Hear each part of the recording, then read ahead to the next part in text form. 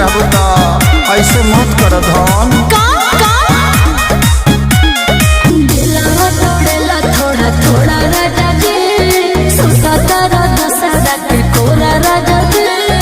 हे हरे राम कृष्ण जगन्नाथ